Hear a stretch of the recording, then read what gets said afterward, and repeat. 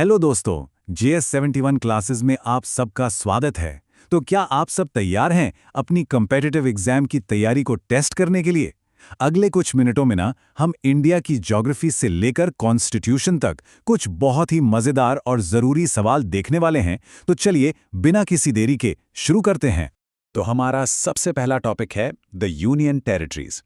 जैसा कि आप सब जानते हैं, यहाँ हाल ही में काफी बड़े बड़े चेंजेस हुए हैं। तो चलो देखते हैं आप सब इन नए अपडेट से कितने वाकिफ हैं। और ये रहा पहला सवाल आपके सामने। आज की तारीख में इंडिया में टोटल कितने यूनियन टेरिटरीज हैं? थोड़ा सोचिए। और सही जवाब है ऑप्शन बी, 8। अब इन 8 को याद रखने की एक जबरदस्त ट्रिक है मेरे पास। ट्रिक है, चलो दिल दो आप लद्दाख जाके। चलिए इसको ब्रेक डाउन करते हैं। च से चंडीगढ़, लो से लक्षद्वीप, दिल से दिल्ली, दो से दादरा दमन, आ से अंडमान, प से पुडुचेरी और फिर लद्दाख और जाके से जम्मू कश्मीर। है ना एकदम सिंपल? इस एक लाइन से आपको सारे 8 नाम याद हो जाएंगे। अगला सवाल हिस्ट्री से जुड़ा है और बहुत ही इंपॉर्टेंट है। Jammu and Kashmir reorganisation act 2019 पूरी तरह से लागू कब हुआ था?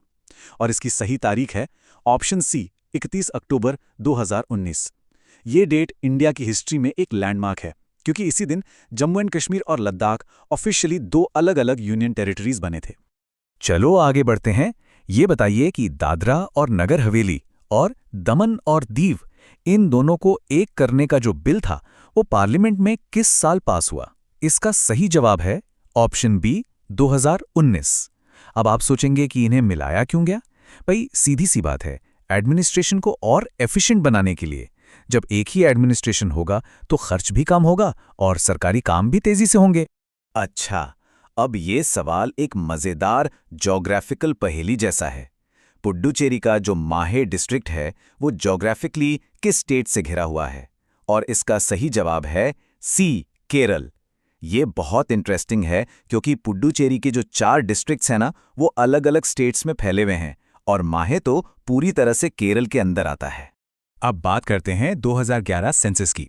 इसके हिसाब से इंडिया के किस यूनियन टेरिटरी की पॉपुलेशन डेंसिटी यानी जनसंख्या घनत्व सबसे ज्यादा है?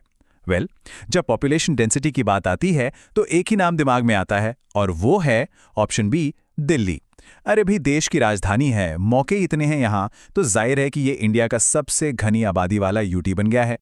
बहुत खूब। चलिए अब जमीन से निकलकर समंदर की ओर चलते हैं और बात करते हैं इंडिया की लंबी कोस्टलाइन और आइलैंड्स की। तैयार हो जाइए कुछ और मजेदार सवालों के लिए। तो सवाल ये है कि इंडिया के कितने स्टेट्स हैं जो समंदर किनारे हैं, यानी कि कोस्टल स्टेट्स? सही जवाब है सी, 9। और हाँ, इनको याद रखने के लिए भी एक बढ़िया सी ट्रिक है पका के ताऊ गोवा में। चलो इसको भी समझते हैं। पर से पश्चिम बंगाल, का से कर्नाटक, के से केरला, ता से तमिलनाडु, ऊ से ओडिशा, गोवा तो है ही, आ से आंध्र प्रदेश और मे से महाराष्ट्र। और हाँ, गुजरात को मत भूलना। ये वाला सवाल तो एग्जाम्स का फेवरेट है। अंडमान आइलैंड्स को निकोबार आइलैंड से कौन सा चैनल अलग करता है? और सही जवाब है सी, 10 डिग्री चैनल। याद रखिए, ये चैनल सिर्फ 2 आइलैंड ग्रुप्स को ही नहीं बांटता, बल्कि इंडियन ओशन में इंडिया की स्ट्रेटेजिक प्रेजेंस के लिए भी बहुत बहुत ज्यादा इंपॉर्टेंट है। और देखो, पिछले सवाल से ही जुड़ा है हमारा अगला सवाल। शोम्पेन ट्राइब, जो इंडिया के सबसे वल्नरेबल ट्राइबल ग्रुप्स में से एक है, ये कहाँ मिलती है? इसका सही जवाब है सी, ग्रेट निकोबार, जो कि जैसा हमने भी देखा निकोबार आइलैंड ग्रुप का ही एक हिस्सा है। तो अब हम अपनी इस ज्योग्राफिकल जर्नी के बिल्कुल आखिर में पहुंच गए हैं। इंडिया का सबसे सदर्न मोस्ट पॉइंट यानी इंदिरा पॉइंट कहां पर है? और एक बार फिर सही जवाब है सी, ग्रेट निकोबार। ये पॉइंट हमारी समुद्री सीमा का आखिरी गार्ड है, समझ लीजिए। तो हमने इंडिया की ज्योग्राफिकल बाउंड्रीज को तो देख लिया। अब बारी है उन नियमों को समझने की जो इस देश को एक साथ जोड़कर रखते हैं, यानी कि हमारा संविधान। कॉन्स्टिट्यूशन का आर्टिकल 1 ही हमारे देश की नींव है। तो सवाल यह है कि किस आर्टिकल में इंडिया को यूनियन ऑफ स्टेट्स कहा गया है? सही जवाब है ए, आर्टिकल 1। और दोस्तों, ये सिर्फ एक लाइन नहीं है, ये एक गारंटी है कि इंडिया को तोड़ा नहीं जा सकता और किसी भी स्टेट को इससे अलग होने का कोई हक नहीं है। अच्छा, तो फिर नए स्टेट्स बनाने या पुराने स्टेट्स की बाउंड्री या नाम बदलने की पावर किसके पास है? सही जवाब है बी, पार्लियामेंट। आर्टिकल 3 के हिसाब से ये सबसे बड़ी पावर पार्लियामेंट को ही दी गई है और इसका एक जबरदस्त एग्जाम्पल हम अगले ही सवाल में देखने वाले हैं। और ये देखिए पार्लियामेंट की पावर का एक जीता जागता सबूत। किस कॉन्स्टिट्यूशनल अमेंडमेंट से सिक्किम को इंडिया का 22वां स्टेट बनाया गया था?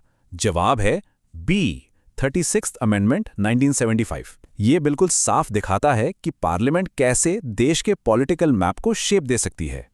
स्टेट्स में गवर्नर का रोल बहुत इंपॉर्टेंट होता है, पर सवाल यह है कि गवर्नर बनने के लिए मिनिमम एज कितनी होनी चाहिए?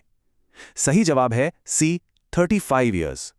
ये बात कॉन्स्टिट्यूशन के आर्टिकल 157 में साफ साफ लिखी है। चलिए अब आते हैं उस सेक्शन पर जो रोज बदलता है, यानी करंट अफेयर्स। और ये तो आप जानते ही हैं, किसी भी एग्जाम को क्रैक करने के लिए करंट अफेयर्स पर पकड़ होना कितना जरूरी है। तो मार्च 2026 की लेटेस्ट लिस्ट के हिसाब से दिल्ली के लेफ्टिनेंट गवर्नर कौन है? सही जवाब है बी, विनय कुमार सक्सेना। और हाँ, कंफ्यूज मत होना, जो ऑप्शन ए में मनोज सिन्हा जी का नाम है वो जम्मू और कश्मीर के लेफ्टिनेंट गवर्नर हैं। अगला सवाल है बिहार से। मार्च 2026 की अपडेटेड लिस्ट के हिसाब से बिहार के अभी के गवर्नर कौन हैं? सही जवाब है बी, श्री आरिफ मोहम्मद खान। और एक और जानकारी, लक्ष्मण प्रसाद आचार्य जी असम के गवर्नर हैं। तो ये था हमारा आज का रैपिड फायर सेशन। हमने यूनियन टेरिटरी से लेकर कॉन्स्टिट्यूशन के इंपॉर्टेंट आर्टिकल्स तक काफी कुछ कवर किया।